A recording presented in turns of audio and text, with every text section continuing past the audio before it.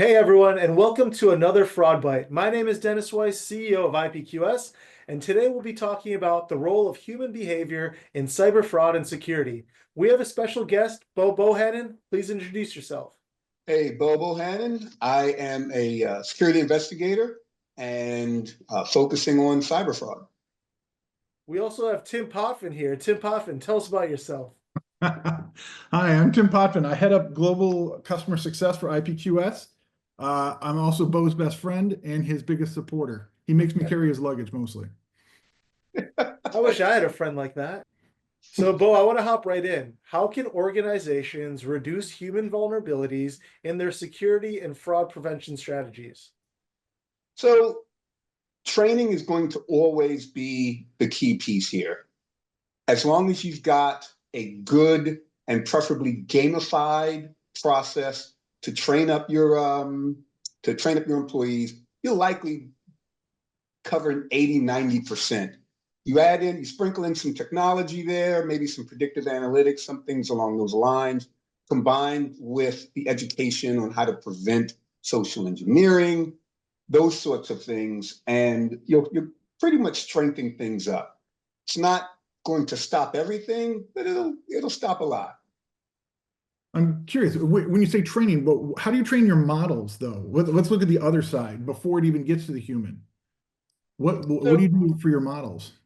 So with the models, that's going to be feeding in as much information related to known fraud, to I guess maybe some predictive analytics on things that you think might be fraudulent.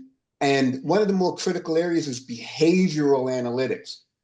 No matter what, if a human being is trying to get something from another human being, they're going to display certain characteristics, digitally or otherwise. That information should be fed into some type of knowledge base, basically ingested into any type of large language learning model, machine learning, or otherwise. One of the reasons that I kind of like this topic is human behavior can actually lead to you defeating MFA, okay?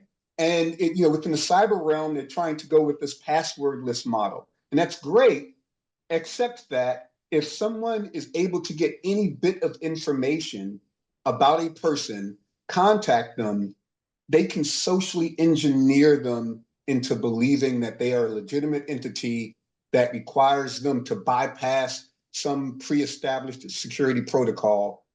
And now your 2FA goes out the way, your PK, your keys go out the way.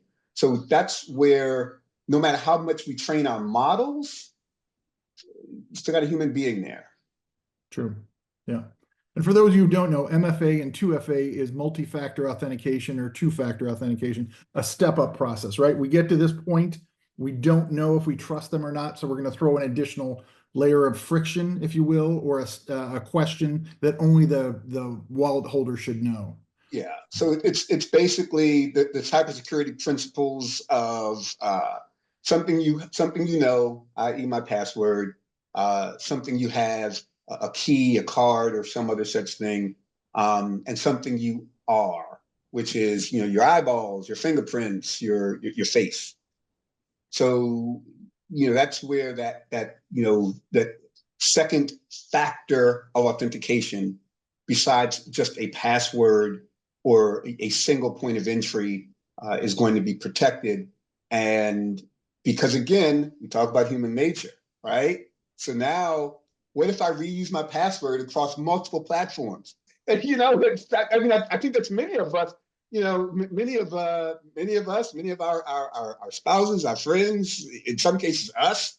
All right, we don't use these password keepers as much as perhaps we should. And so now, I believe I read an article that said the average person has about 30 different accounts that require a password of some sort.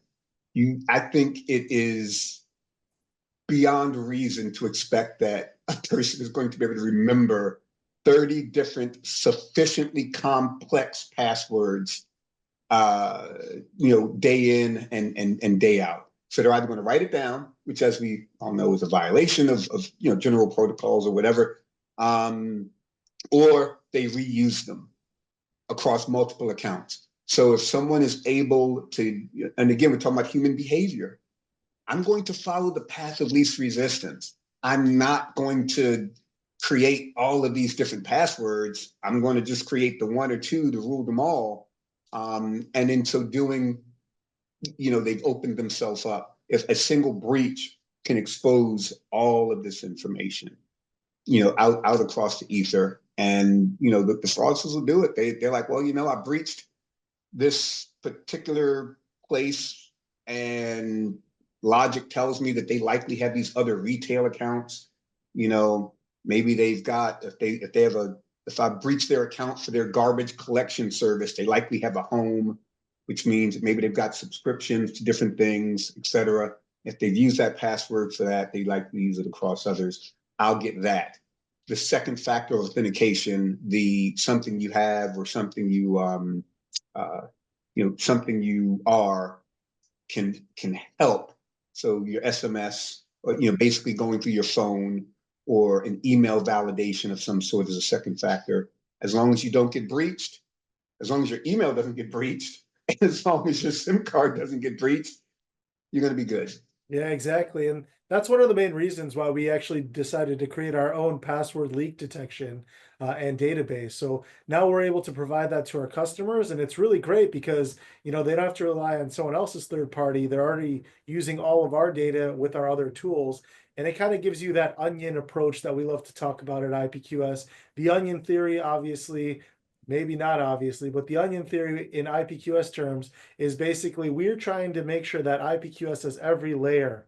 So email validation, phone verification, device fingerprinting, IP reputation, malicious URL scanning, password database. We want to have all those layers. So at the end of the day, the only one that is crying is the fraudsters. So earlier you were talking about social engineering.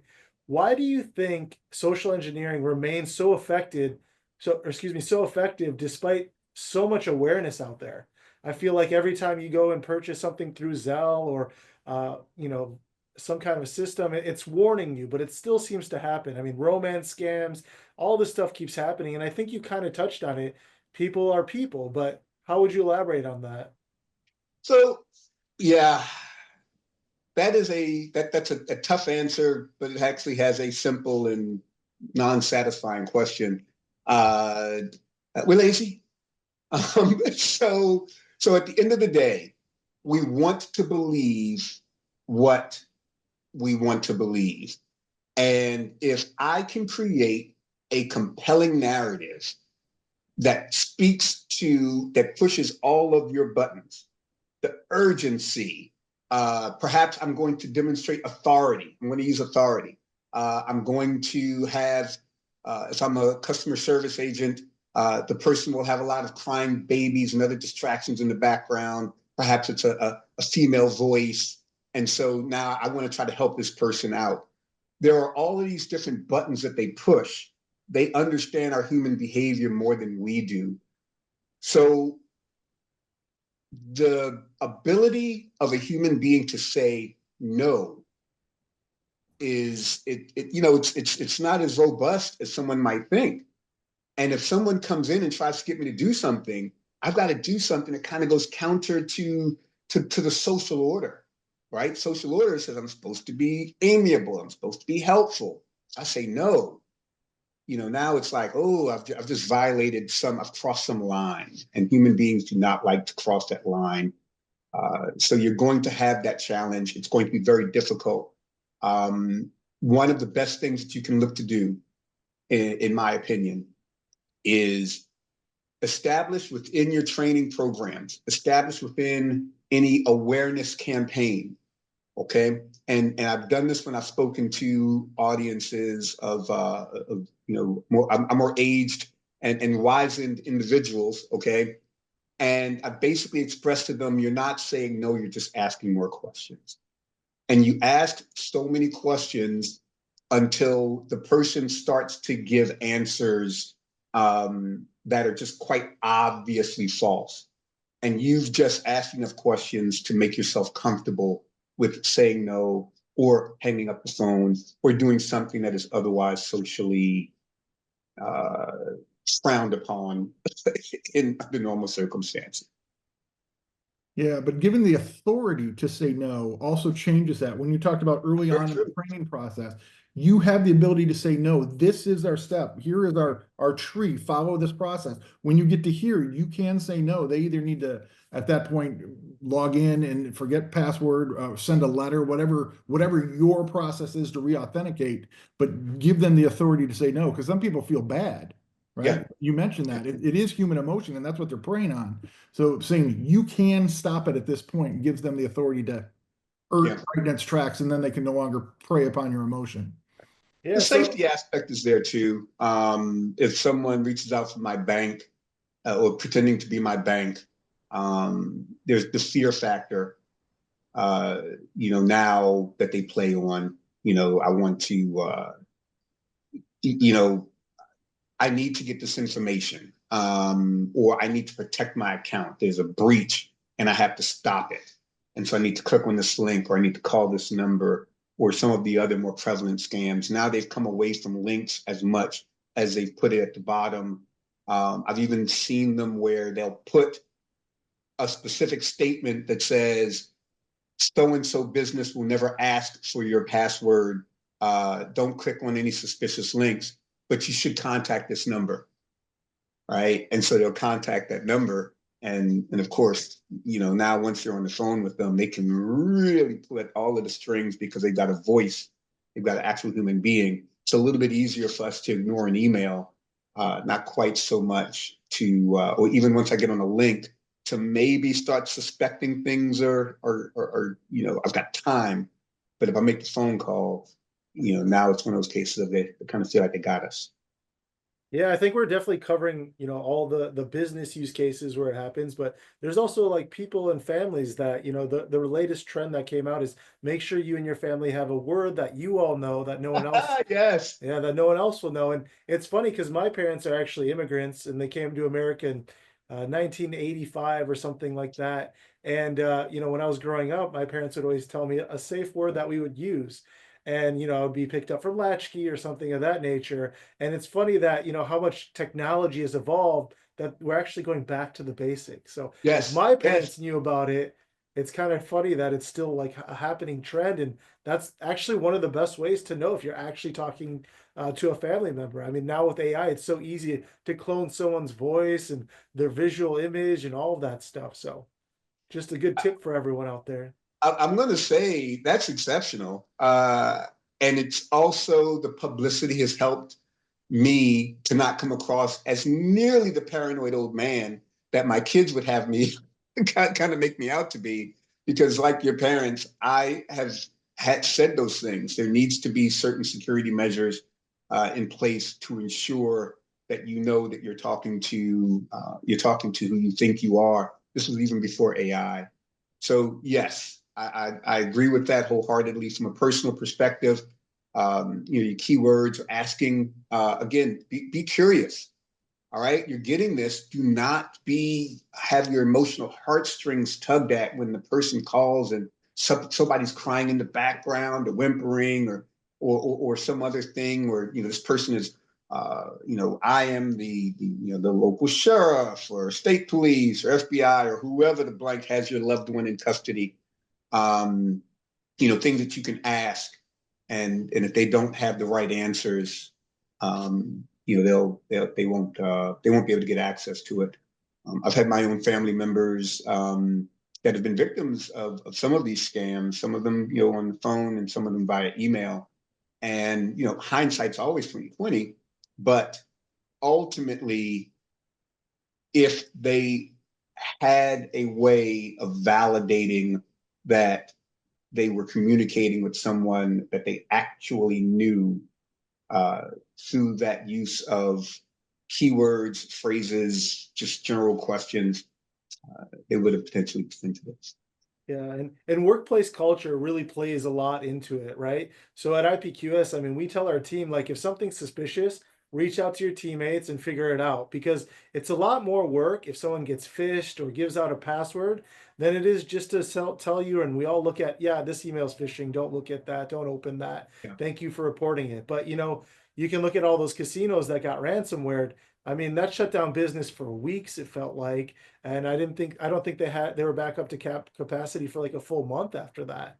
And the story that I heard, and who knows if it's true, is someone called the IT department that was brand new into the company, and they said, "Hey, this is your boss. I need you to give me the password right now." And that employee, first week on the job, shit, what am I gonna do?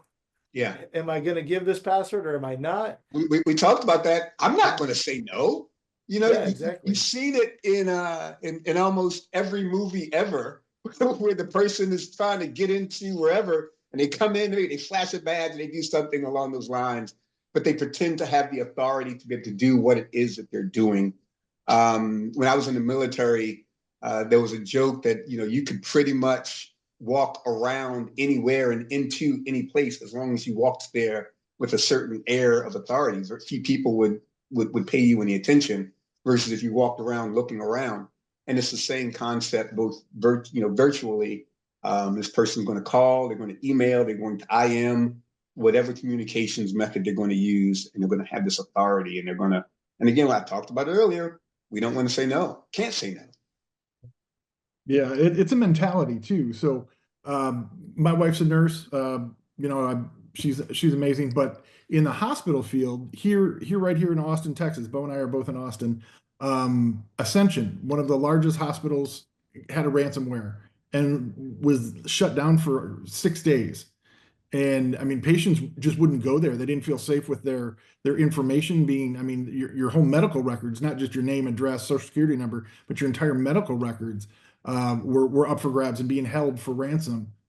So yeah, it really depends on the mindset around what do you do. So that the work streams or health streams or that additional layer of training that needs to go into it to make sure that everybody actually understands that somebody calling asking for this information or that information, they need to follow whatever that procedure is. And you had mentioned that it's the mindset of who you're talking to, and everybody in a hospital wants to do good, right? They want to help. That's our goal, do no harm. And you take it to some point, but the fraudsters prey on that as well. So it's brutal in trying to I'll tell you, get past that. the key here is culture. There has to be a security culture. Everyone has to buy in. And it's not something that can be forced. You can make individuals go through training from the moment they come to work until the moment they leave. But if there's no buy-in, if there's no perception of buy-in, if there's no push from the leadership down, and there's no inclusion of other employees up, then you're going to constantly see this same thing happening. It becomes this vicious kind of cycle. In a hospital environment, you'll see that. If there's any level of frustration, these folks, they are already kind of working to their wits' end, and now you want me to also pay attention to this. The same thing if you're in a sales environment. I've got to deal with this and that and this other thing, and now you want me to pay attention to this security thing as well. So I would say marrying up the culture with your training, with your technology. Dennis pointed out, with IP quality having all of kind of this, what I'll call that defense in depth, or maybe more of a digital mesh. Each of the detection methodologies kind of overlap. You'll have those same kind of overlapping things. Training, kind of overlapping with the overall culture, overlapping with the technology that is some type of predictive analytic that kind of says when we see these things coming in, whether it's via chat, whether it's via some other method, phone or email, we're going to kind of look at the behavioral aspects of this. And then you combine that with the culture of security, where there's a certain level of paranoia, which actually leads to a good side of it. I've had almost as many cases of people sending over actual valid communications and saying, this doesn't look right. Is there something wrong with this? And wanting to have it checked. they don't want to fall for it. They actually are like, I don't know. This could be good. This could be bad. And so that's the good news. Policies and cultures and awareness are actually working. And this crosses over from the business world into the civilian world, because you will have your just regular consumers that will reach out and just try to validate with the company that is this good? Did this come from you, Mr. Customer, Mr. Company? I got this, but I'm not sure if this is actually from you or not, and I'm not going to take any action until I can confirm it. So it's not all doom and gloom. There's definitely some of the awareness efforts are working. Yeah, I did see a study. It said IBM Security reported that human error is, I think, like 95% of cybersecurity breaches, which is wild. I mean, that's the world that we live in, and with AI, I don't see it getting easier or better.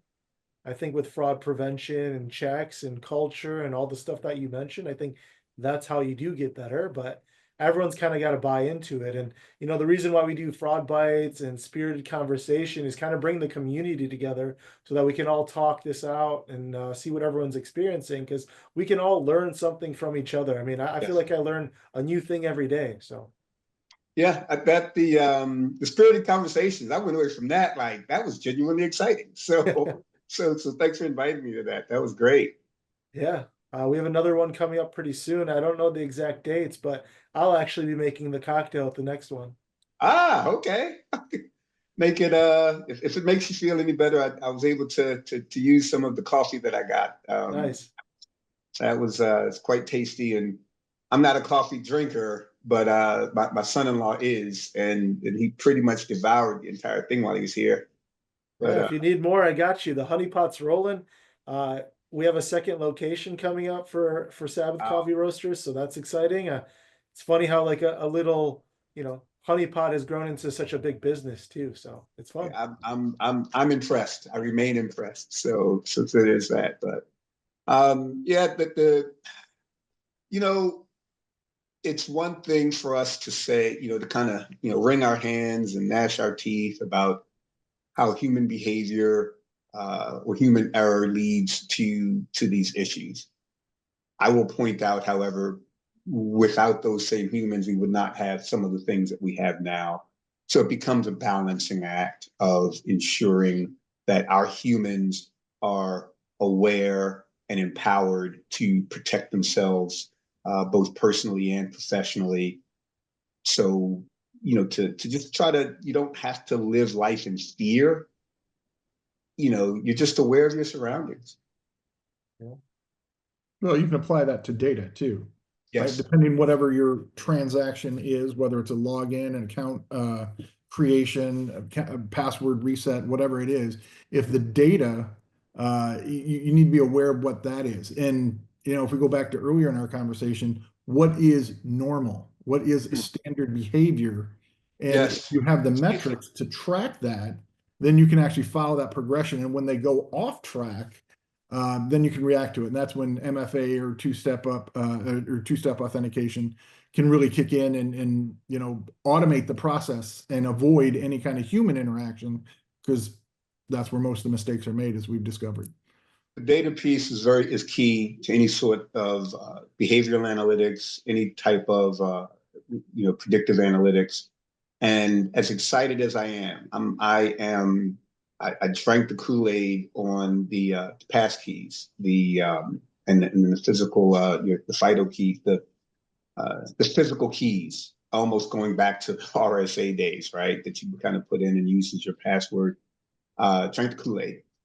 Even with that, there could potentially be a way around it, but I believe it will help to reduce and potentially significantly reduce some of the most common methods that are used to kind of get into the unauthorized intrusion into people's environment, also known as breaking into my stuff. Which we deem a bad thing. Yes, you know what? I am going to cast judgment about people trying to get into my stuff and say it's bad. It was great having you, Bo and Tim. Appreciate you guys and can't wait till the next time we chat.